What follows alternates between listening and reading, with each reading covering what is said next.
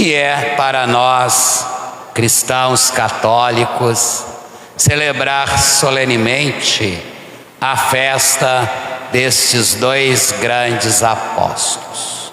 Primeiramente, nós temos que saber que Paulo, ele não conheceu pessoalmente Jesus. Ouviu falar de Jesus, mas ele não teve aquele contato, com Jesus. Ele veio a conhecer Jesus após a sua conversão, através, dos ensinamentos e da pregação dos demais apóstolos. Podemos lembrar aquela passagem da sua conversão, quando então Jesus, aparecendo a ele no caminho de Damasco, perguntando por que o persegui, e dentro daquele diálogo Jesus o envia até Barnabé, onde ele então fosse instruído, onde ele pudesse receber tanto de Ananias quanto de Barnabé, os ensinamentos deixados por ele. E daí em diante Paulo se torna um grande defensor da fé. Antes ele era perseguidor, antes ele era esse Herodes, que também perseguia a igreja de Jesus, perseguindo os irmãos que professavam a fé. Por isso que Jesus lhe questiona quando ele disse: Saulo, Saulo, por que me persegues? Claro que talvez naquele momento Saulo ainda não tivesse uma compreensão que perseguindo o irmão estava perseguindo o próprio Cristo. E é essa a percepção que também nós hoje cristãos devemos ter. Não basta apenas professar a nossa fé em Jesus e não vivenciá-la nesse contexto fraterno, nesse contexto do amor, do perdão e da paz. São Paulo depois se tornou esse grande anunciador dos ensinamentos de Jesus, o grande apóstolo das nações, o grande apóstolo dos gentios. Ele não media esforços para poder levar adiante o anúncio do Evangelho, o anúncio da salvação. É o testemunho da presença de Jesus ressuscitado entre nós. Uma certa ocasião, Paulo passou por um constrangimento, porque ele estava em Atenas e ali dentro do Areópago, quando ele começa a pregar para aquele povo, quando ele então começa a falar sobre a ressurreição, o povo lhe vira as costas, o povo sai e o povo vai dizer: a respeito disso, nós te ouviremos numa outra oportunidade, porque ainda não havia esse consenso da pessoa ressuscitada de Jesus no meio da humanidade. Também hoje, ainda muitos não acreditam, ainda não aceitam essa presença do Senhor ressuscitado, vivo entre nós.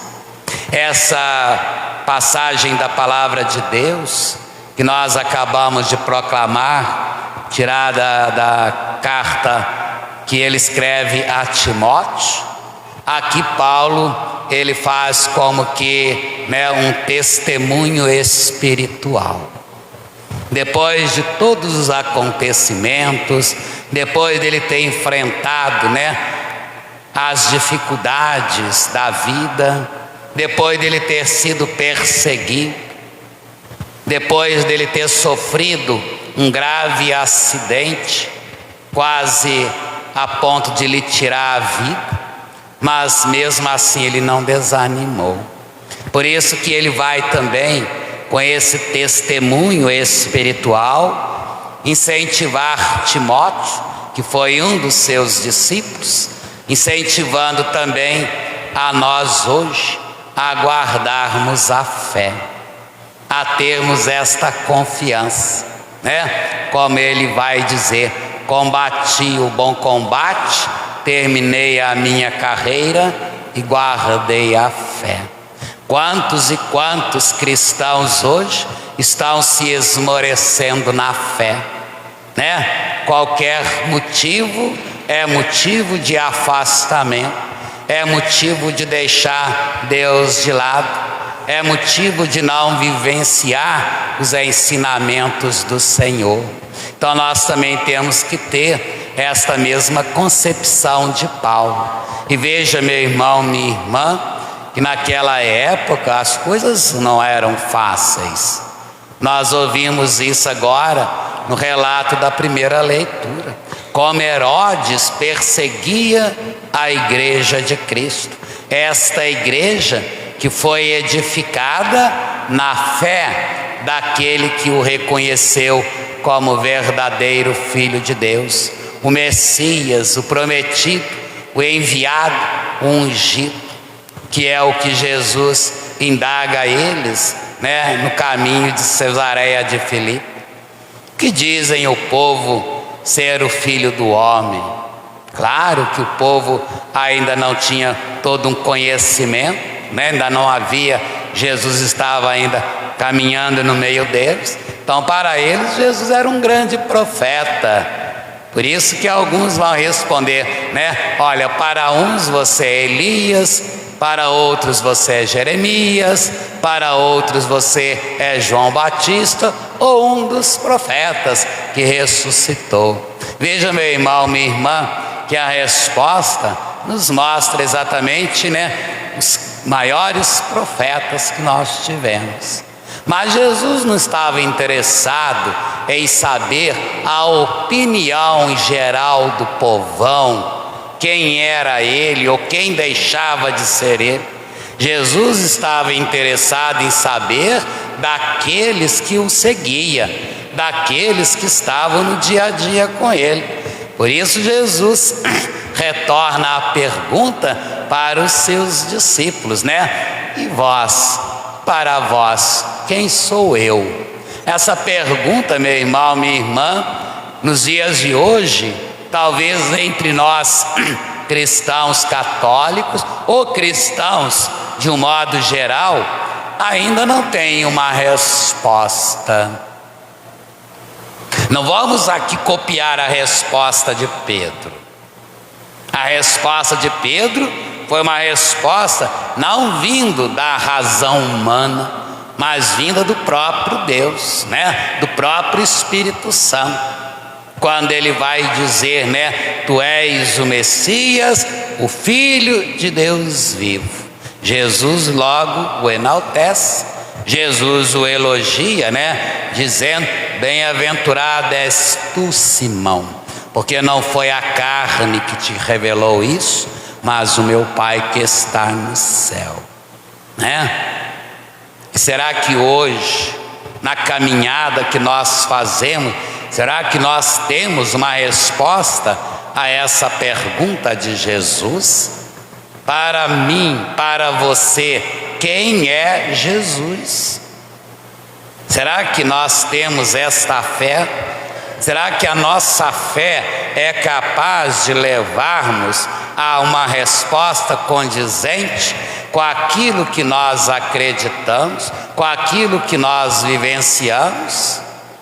Para muitos de nós ainda na humanidade, Jesus não passa de um curandeiro, Jesus não passa, né, de um profeta qualquer, Jesus não passa de um milagreiro, porque muitos de nós vamos até Ele apenas com o objetivo de buscar algo no sentido material, não no sentido espiritual.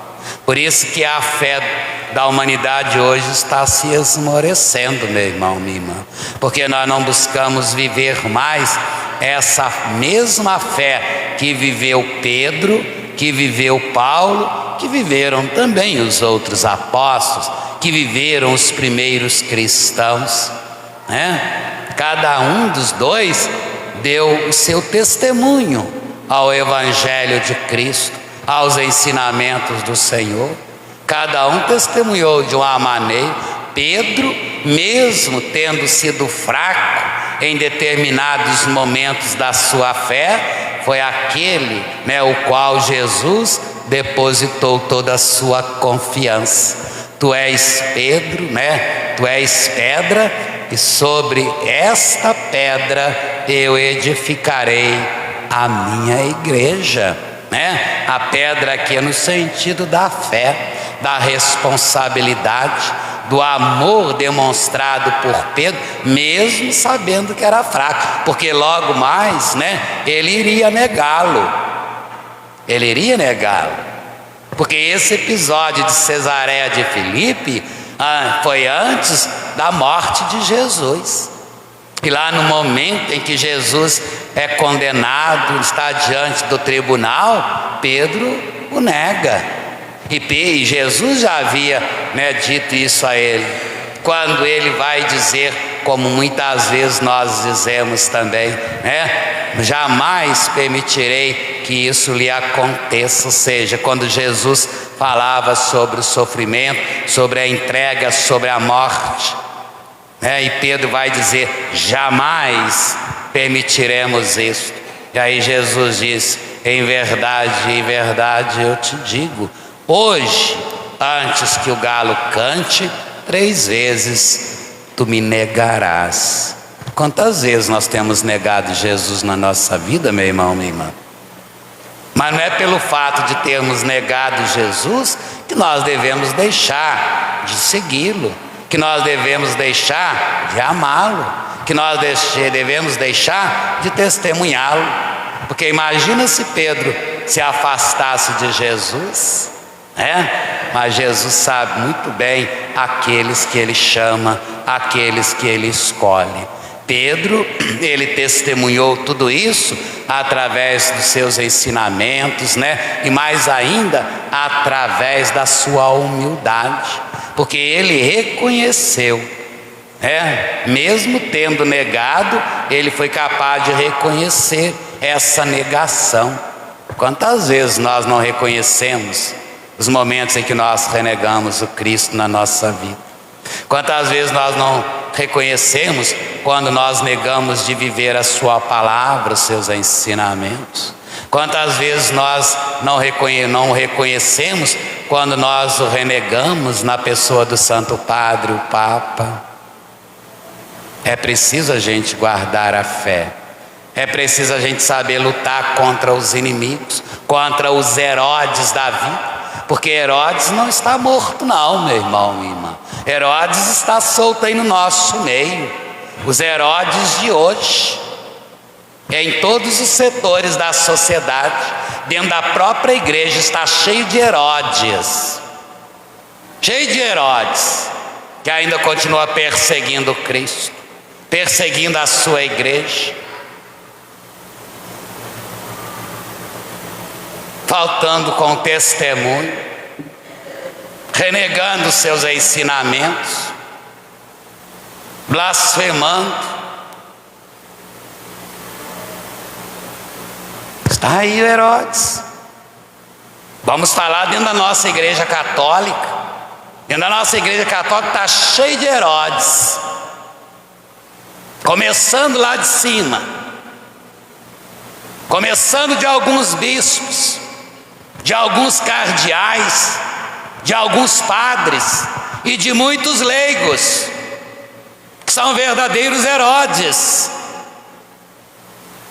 que não respeitam, que não obedecem, que quer viver a fé da sua maneira, não nos ensinamentos do Senhor, deixados a nós através desses 2 grandes apóstolos, de modo muito particular de Pedro, porque foi a ele que Jesus deu todo o poder. Por isso Jesus disse, né? Todo pecado que você perdoar sobre a terra será perdoado no céu. Todo pecado que você não perdoar não será perdoado. É o poder petrino. E esses Herodes de hoje que eu estou dizendo dentro da igreja são aqueles cardeais, aqueles bispos, aqueles padres, aqueles fiéis que não respeitam, que não obedecem e que não amam mais o Santo Padre, o Papa. Hoje Papa Francisco, né? Agora mesmo essa semana, um cardeal, por quê? Porque se diz conservador. O que é um conservador? É aquele que vive todos os ensinamentos de Jesus, é aquele que segue o Cristo, na pessoa hoje do Santo Padre, o Papa, e dos bispos, através do apóstolo Paulo. Não é com a minha vontade. Esses Herodes de hoje, eles pensam com a carne, com a razão, não com a fé. Não com a fé. E tem muitos perseguindo o Santo Padre, o Papa. Há muitos católicos entre nós que não gostam do Papa Francisco, que o critica, que o calunia. Já ouvi isso até mesmo dentro da nossa comunidade. Não concordo com o Papa, então vai embora, saia da igreja, vai viver a sua fé de outra maneira, vai lá fazer a sua vontade. Católico que não gosta do Papa, católico que não obedece o Papa, católico que não respeita o Papa, não é católico.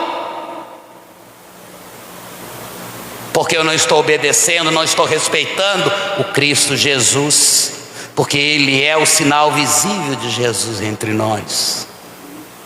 Ah, meu irmão, minha irmã, como nós estamos nos deixando levar pelas mentalidades dos Herodes de hoje, que continuam a perseguir a igreja de Cristo. Mas a igreja, ela não depende do homem para sobreviver, ela depende do Espírito Santo. Por isso que Jesus vai dizer, né? Nenhuma força do inferno poderá abater contra ela. Pode fazer o que quiser, pode esses homens aí, né, vestidos de púrpura, fazer o que quiser, que jamais vai conseguir derrubar a igreja de Cristo. Esse padre que eu disse, né, esse bispo que eu disse essa semana, ele teve a audácia de dizer: nós precisamos urgentemente destituir esse Papa do trono de Pedro, porque ele é um usurpador, ele é um herege. E aí está lá no altar, em nome do Pai e do Filho, e esse é meu corpo, esse é meu sangue. Hipócrita! Onde é que está a fé? Onde é que está o amor? Aonde?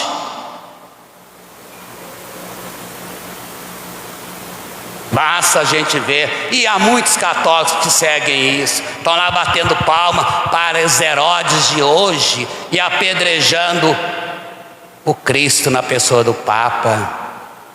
Olha o que nos diz a primeira leitura, meu irmão, minha irmã. No início, né, do cristianismo, através de toda a perseguição, de todo sofrimento que Pedro passou, que os apóstolos passaram, a primeira leitura dos apóstolos deixa claro para nós, né? Enquanto Pedro se mantinha na prisão, a igreja orava por ele. A igreja hoje está orando pelo Papa Francisco. Está. Nós temos orado pelo Papa Francisco, ou nós temos sido esses Herodes de hoje, que vai lá no TikTok, que vai lá não sei aonde, para denegrir a imagem do Papa? Porque eu sou católico, mas eu quero ser católico do meu jeito, não conforme a doutrina católica. Seja ele quem for, né? Se tiver esse pensamento, meu irmão, minha irmã, pode ir, vai embora, vai para outro caminho. Vai para outro caminho, porque católico você nunca foi e nunca será. Quando nós blasfemamos contra o Santo Padre, o Papa, esses bispos, né, que se acham os tais, que vai para a mídia denegrir a imagem do Papa, esses padres que acham os tais, que vão para a mídia para denegrir a imagem do Papa, para denegrir a imagem dos bispos, para denegrir a imagem da igreja, jamais foram fiéis a Jesus.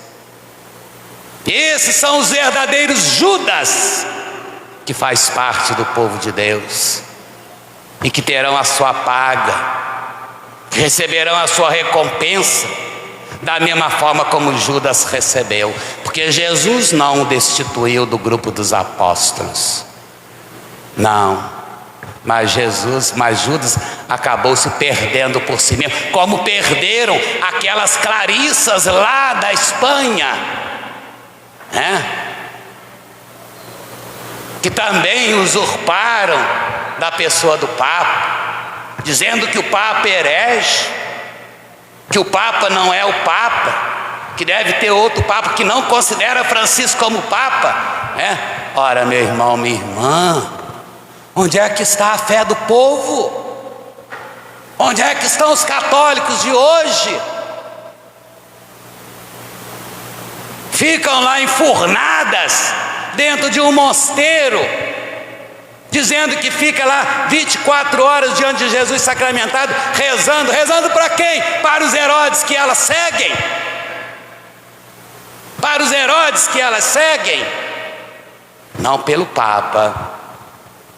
Por isso elas foram destituídas do mosteiro, preferiram seguir outro, seguir aqueles que querem fazer, da igreja a sua própria vontade, quer fazer da liturgia, uma herança própria.